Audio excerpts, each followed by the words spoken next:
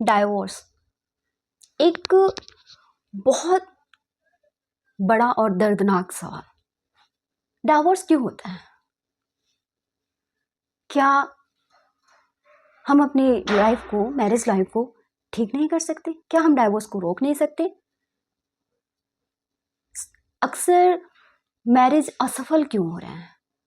क्यों शादी के बाद रिश्ते खराब हो जाते हैं?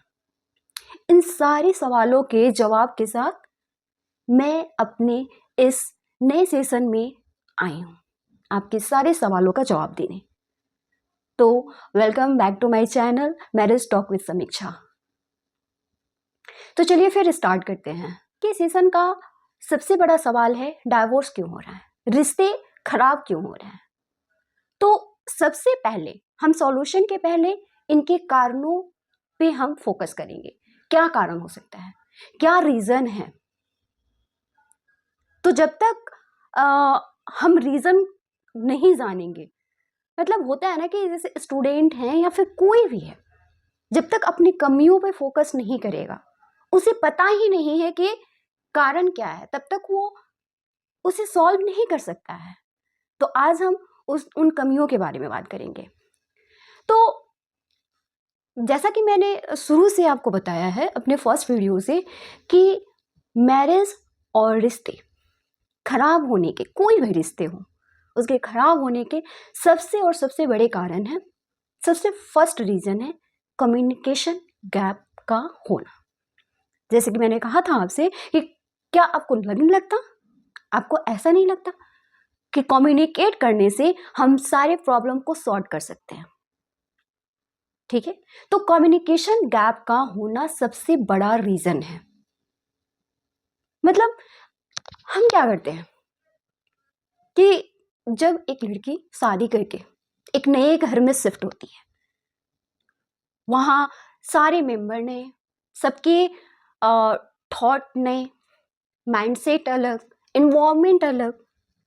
ठीक है, अगर हम अपने हस्बैंड से कम्युनिकेट नहीं करेंगे, उन्हें अपनी परेशानी शेयर नहीं करेंगे और वो सुनेंगे नहीं, तो फिर हस्बैंड वाइफ के रिलेशन में गैप आएगा, दूरियां आएंगी, खराब होंगे। धीरे धीरे वो दूरियां इतनी बढ़ जाती हैं कि वो डाइवोर्स तक पहुंच जाती है।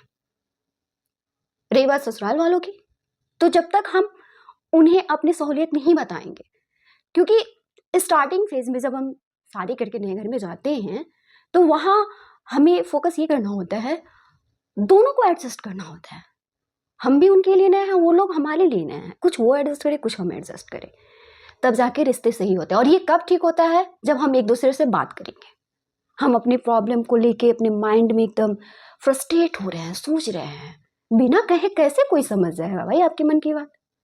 उधर ससुराल वाले अलग अपने थॉट में, हाँ बहू ऐसी मिल गई, बहू ऐसी मिल गई, ये नहीं कर पा रही, वो नहीं कर पा रही, हमने तो कुछ और सोचा था, है ना।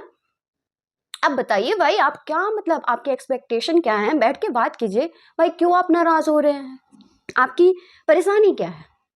एक दूसरे से बात कीजिए, परेशानी सामने आएगी, देन दोनों के बीच का एक हल निकालिए।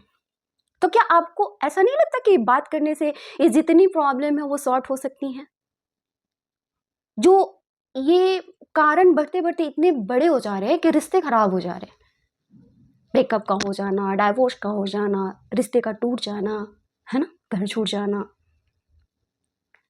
उन सारी चीजों को हम बचा सकते हैं, ठीक कर सकते हैं, लेकिन समझना दोनों को पड़ेगा।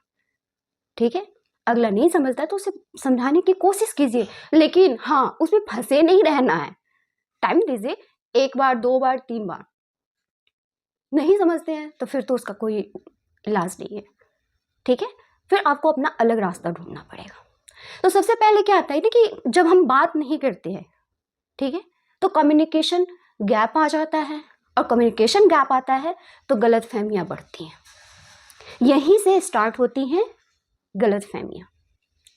ठीक है, हम साथ तो रहते हैं लेकिन खुलकर बात नहीं कर पाते, और जब खुल के बात नहीं करेंगे प्रॉब्लम सॉल्व नहीं होगा, और जब प्रॉब्लम सॉल्व नहीं होगा तो वो प्रॉब्लम बढ़ते बढ़ते बढ़ते डाइवोर्स का रूप लेगा, रिश्ते टूटेंगे, फ्रस्ट्रेशन होगा, डिप्रेशन होगा, और सारी प्रॉब्लम की शुरुआत यहीं से होती है।